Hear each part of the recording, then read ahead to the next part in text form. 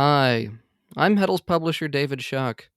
You may remember me from previous Heddels podcast episodes like our History of Denim series, The Rise and Fall of Made in USA, and the one where Reed, Albert, and I just sort of shot the breeze for an hour every week. I've been writing about owning things you want to use forever for well over a decade now, and I've been everywhere from downtown Los Angeles to the deserts of Pakistan to understand where and how to find quality goods and the history of the people that make them. I've written and edited thousands of articles on jeans, boots, backpacks, bandanas, and nearly anything else made of cloth and leather. And looking back, there are a few topics that I want to go a little deeper on in this new seasonal podcast series. So each episode will tackle a single item, whether that's something like huarache sandals, Type 2 denim jackets, or the cast iron frying pan. And I promise that by the end of it, you'll know why it's important, where it came from, how it's made, who's making them today, how you can take care of it, and the real reason that people listen to podcasts, at least like 3 fun facts you can share at a party. We'll be releasing these in little mini seasons with items appropriate to the weather at the time, at least here in the Northern Hemisphere, so sorry, Australians. This first episode is about Madras, the Indian fabric that's really only famous in the US because Brooks Brothers cleverly remarketed a bad batch of it in the 50s. So let me know what you think, and if you have any topics you'd like to hear about, email us at blowout@heddles.com. I hope you enjoy.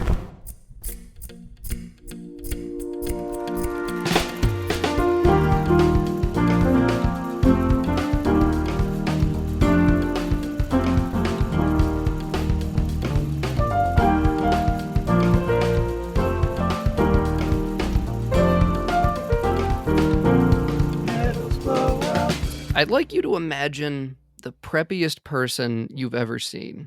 Think of someone who's rowed on the crew team at their prep school, that their dad has a boat named after his childhood Cocker Spaniel, and they've never had anything spicier than black pepper in their mouth. So get this person in your head, and what are they wearing? Just think of them on a dock at Martha's Vineyard. And starting from the ground up, continuing with the nautical theme, boat shoes, obviously, Sipe Soles Forever, something from Sperry, the classic, or Rancourt if they're a little bit more in the know. Moving on, we got some light red chinos, maybe lobsters or anchors or something embroidered into them. We got that held up with a cross-stitched belt, probably more anchors or lobsters, whichever one was not on the pants is probably on the belt. And then there's a bright plaid shirt made out of a thin woven cotton with pastel pinks, blues, yellows in this really vibrant color scheme that sort of looks out of place, but at the same time, all right at home. And maybe it's even made of dozens of swatches of different patterns all patched together into the loudest button-down shirt you've ever seen. So, that shirt is Madras, which is the colonial name of a city in southern India, now known as Chennai, but it's also literally the pattern that's on the cover of the official Preppy handbook. Madras has been a summer staple for nearly 70 years, and something that's being reclaimed by Indian makers and casual wearers throughout the world. So listen on to learn the origins of this fabric, how it traveled halfway around the world, and where you can find it near you on today's episode of Blowout.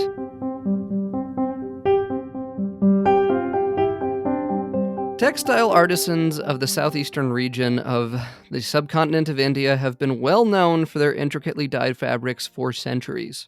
These textiles were made by dyeing each individually spun yarn and then weaving them together to form an elaborate design.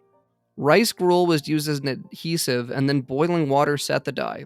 The water from each region left a specific hue to the finished product, acting as a hallmark for different regions. Records show that these hand-woven textiles were traded as far as the Middle East and Northern Africa by the 1400s. But, as with many stories of the international textile trade, here come the British. In the year 1600, the Brits claimed all of India as their own, and Queen Elizabeth I set up a royal charter for the East India Company to handle all of their trade.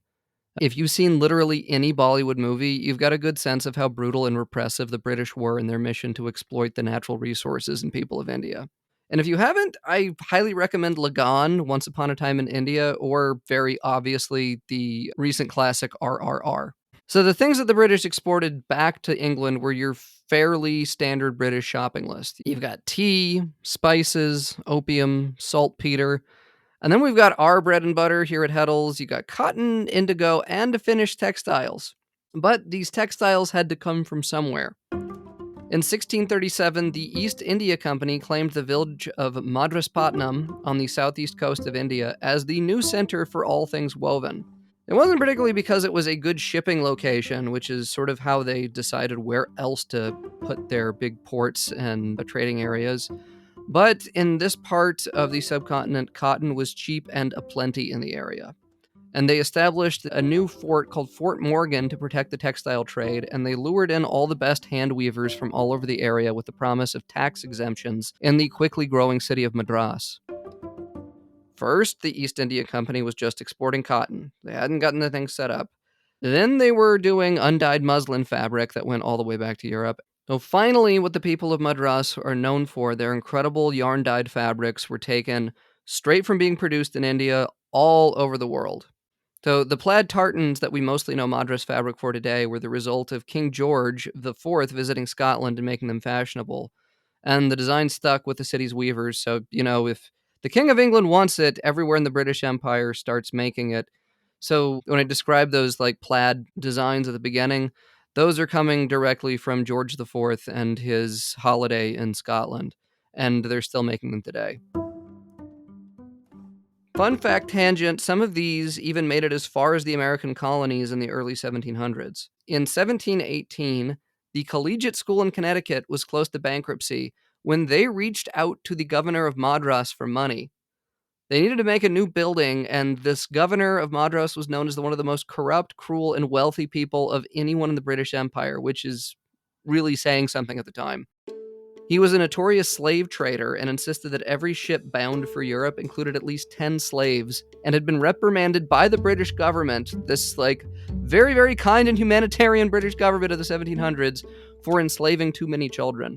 This also goes to show that the involvement that Madras textiles had in the intercontinental slave trade, because research by the London School of Economics estimates that Indian cotton textiles, which were often exchanged for slaves, accounted for at least 30% of the total export value of 18th century Anglo-African slave trade. But, back tangent from a tangent. The governor of Madras took pity on the American college and donated a few hundred books, a painting of the king, and sales of 9 bales of Madras fabric. So that was enough money to finish the building. The trustees of the collegiate school were so grateful, they decided to name the school after this governor, Elihu Yale University, which still stands in New Haven today. So you fast forward a couple hundred years, and Madras textile production is supercharged by the Industrial Revolution, and it becomes a staple of clothing all over the world.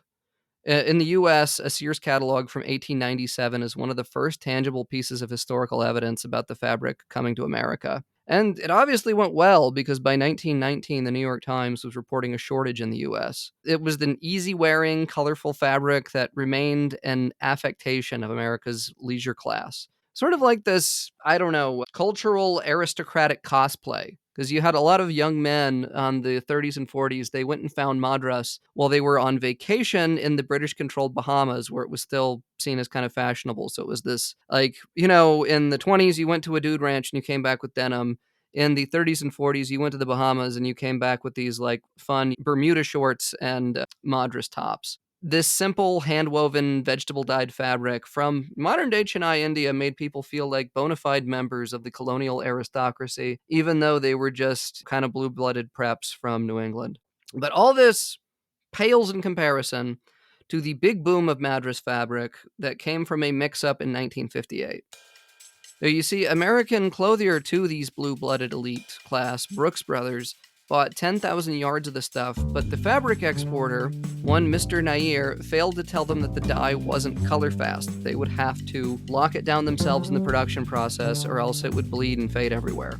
Well, Brooks Brothers didn't know this, so they just cut it up and they sent it out to their customer base and they sold all this stuff. And then, give it a few weeks, all these Madras wearers wrote angrily about how their new jackets and shirts and pants were fading and bleeding all over the rest of their laundry, and getting on their white suits and on their sheets and all this shit. And yeah, it sounds very familiar probably to a lot of you listeners.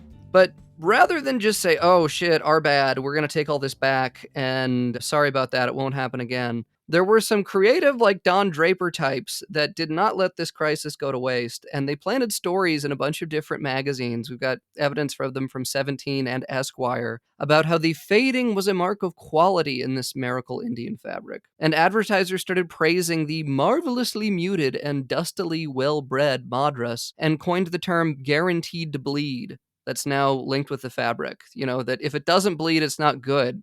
If it doesn't like have this kind of unpleasant quality, like you're not getting the real thing. So yeah, listen to the copy from this 1961 ad for Hathaway's Indian Madras. They've got like this big picture of a guy looking like, I don't know, a gentrified version of Ernest Hemingway sitting at a desk in front of a bunch of pewter cups, and he's got an eye patch. And he's supposed to be, I guess, Mr. Hathaway, and he's got, let me put on my best J. Peterman voice here. Hathaway discovers the Indian Madras print. Very rare. One torrid afternoon in a remote Indian village, we ducked into a weaver's cottage. There, we spotted it. An authentic Indian Madras print. We were fascinated to watch the weaver at work. He wove the background color on an ancient handloom and then overprinted the fabric with a simple wooden block. He used a design that was first carved in the 18th century. Madras print is in limited supply because all weaving stops during the monsoon months. That's when the weavers retreat to their arks, but we managed to get in ahead of the deluge and came away with a number of interesting prints. As far as we know, they are virtually unknown this side of Bombay. The all-cotton Madras print Baron Wrangel is wearing, I guess that's the dude at the top in the image is Baron Wrangel, sells at about $9. For store names, write C.F. Hathaway, Waterville, Maine. In New York, telephone Oxford 7-5566. So, yeah, it just sort of shows a lot of the exoticism and Orientalism that was used to market Madras in the 50s and 60s. And they didn't even really get it right. They're talking about this being done as a resist print, or other than a discharge, which it was. You know, I guess they get some of it right because some of, like, the guy is wearing in this image a resist print, and which they describe with, like, the blocks. This is some of the stuff that I saw in Pakistan when I was there. But yeah, this is what the Madras sort of legacy in the US and like the one that we're still connected with continues on. Because like before beat up jeans were considered acceptable, a well-faded, guaranteed to bleed Madras shirt conveyed a certain nonchalance that Ivy Leaguers, like the ones at Yale, you know, seeing that full thread go all the way back, that they just like could not get enough of this shit. So the reactive and unstable organic dyes that were nearly Madras's downfall were eagerly accepted, and Madras proved to be an enduring American classic, which you can still find today in stores, you know, all over the country and all over the world, and is inextricably linked with the modern city of Chennai. So today, India is no longer under the control of the British East India Company, and Madras, as I mentioned, is now called Chennai, but the fabric still lives on. And if you want to get your hands on the stuff, the first place I would direct you to is the original Madras Trading Company, which is a third-generation family business that's reviving the ethical textile production in the original Madras area. Some of them live in New York, that they've been selling textiles here for generations. And everything is woven by hand on narrow gauge selvage looms, which means they can make some of the most incredible patterns that you have ever seen. Because like on a machine loom, they're limited to a number of colors or designs that can be put into a fabric. You can just only program in so many before the thing just sort of breaks down and doesn't weave correctly. But if you're doing it by hand, the possibilities are limitless. You can make all these really, really cool patterns that could only be done this way. But that means it takes a lot more skill and a lot more time to produce. Just like with denim, it can take 2 or 3 hours for a single meter of fabric to be produced on a hand loom compared to about 5 minutes on one of these machines. So the original Madras Trading Company stuff is a little bit pricey. It's like $150 to $200 for a shirt, but it's the real deal decolonializing option here, and you won't find anything else like it. So you can find that on their site, the original Madras Trading Company, and at Vestas in the US.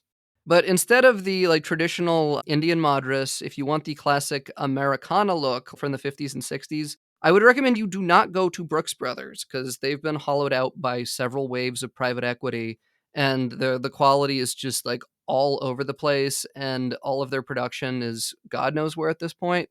but you should instead go to their lesser known cousin of American Prep, which is called J Press. And they've been around since 1902. They're also in New Haven, and their DNA has remained much more intact than Brooks Brothers. So they have a variety of shorts, pajamas, jackets, shirts, ties, pretty much anything in their catalog. You can find a Madras version of it. And they're all still made in the USA to the classic preppy standards that the old money will still appreciate. A shirt there is going to set you back around $100. So, like, not cheap, but more affordable, even though the quality and the country of origin doesn't really seem to have suffered by it. You can find them on their site at J Press. If you want the newer school Americana, that corner is set pretty firmly by Gitman Brothers. Oh, their shirts have many, many exciting patterns that are a little bit further afield than what you'd see at J Press. J Press tends to lean a bit more conservative, and Gitman Brothers, like, they're a bit more conservative in their construction, but their fabric choices can be pretty wild in a really fun way. They also have like a more fitted cut that, was maybe a bit more modern in the mid 2010s, but I think still works a lot, especially on like younger people that are into this stuff. And they have a lot of the classic prep details, like they've got locker loops on the back box pleat, they've got back collar buttons, they've got chalk buttons that are nice and thick. And they're made in USA, and yeah, they're a little bit on the pricier side too. They're maybe 250 each, but you can find them on sale in a lot of places, especially now as we're getting towards like the middle of summer. Stag Provisions probably has the best selection. They're out of Texas, but all their stuff is online. Then, like all things American, the Japanese, they're right there to do it better than us. They're right there to just put a perfect lining on this thing. And Ironheart, surprisingly, the heavyweight Japanese biker inspired line, known for their like 25 ounce pants, they've got snap westerns and work shirts in about 4 different Madras patterns this season. They're long and short sleeve, they're selvage, they're made in Japan, they're really high quality. The construction is totally dialed in. They're also expensive, as made in Japan from selvage fabric. They're about $250 to $300 each. And you can find the full range on Ironheart's site. They ship out of the UK. And then Iron Shop Provisions, which I believe is down in Florida, they have a pretty full selection of their Madras line also, because Florida, it's hot. This is really, really great material for hot weather. And finally, I would be remiss if I did not mention Beams Plus, which is sort of like a Japanese J. Crew. Everything's just a bit more refined and intentional and made better than the American counterpart. And they've got their own Madras shirts, but the thing that really blew me away when looking into this is they've got this patchwork windbreaker, where it's all these little 2-inch squares of Madras that have been quilted together. And it is just perfection. Like, you can find a lot of Beams Plus stuff at Lost and Found, or Haven has a decent amount of it also in Canada. And we got links for all these. Those are going to be in the show notes if you want to look up anything like this or see images of all this stuff. And in terms of styling, like, pretty much all this can be styled with workwear and Take Ivy staples. Raw denim, chinos, loafers, canvas sneakers, t-shirts. It's not something that you can wear with really, really intense workwear. It would probably look a little bit funky with like a Shot Perfecto or a Carhartt duck canvas jacket. But this is more like Kennedy style of you're playing Catch on the Beach, Martha's Vineyard. So things that are sort of rough and tumble, but like anything that fades and gets better with wear and will look natural alongside it. But maybe leave some of the really, truly heavy duty stuff away, because this is a summer fabric. This is leisure summer wear. So like anything, if you're a regular listener or see stuff on Heddels, that will probably play pretty well with it. But you might be saying, David, what do I do if I want to buy one of these shirts? Didn't you say they'll bleed and fade all over everything that I own? To which I'll say, guaranteed to bleed sort of came and went with that one run in the 1950s. Unless explicitly stated by the manufacturer, everything you buy today is going to be color fast. Just wash it cold in the machine and hang dry. Probably don't put it on anything intense, because it's still a relatively lightweight cotton fabric. And if you do have something that is going to bleed, the manufacturer will probably say it. It's going to be one of these more intense Japanese brands that are going to do that. They will put like 6 tags on every single button and on the label that say like, careful, shrinkage will occur. And if that's the case, treat it like raw denim. Just wash it in the tub, cold water, or in the sink separately, and then hang it up to dry. And make sure you buy something that's going to shrink in terms of sizing. It should have all of its venom gone by the first couple of washes. So like, not that difficult stuff to maintain and keep going years and years and years later. And also, if you get a patchwork one, super easy to repair and just have it look natural. This is one of those things that the more beat up it looks, the better it's going to be. So I hope you find some Madras for that. So that is about the long and short of what we've got on Madras today. So thank you for listening to this first episode. Now you all know about this preppy staple and hopefully how to work this fading phenom into your wardrobe. If you have any questions, comments, or concerns, or you just have a topic that you want us to cover, please let us know at blowout@heddels.com. Just quick credits. Today's episode featured writing from Albert Muskies' 2018 Heddels article, Under the Skin of a Colonial Fabric, which you can read on the site. That'll also be linked. But until next time, keep it real and keep it raw. We will see you here next week. Bye-bye.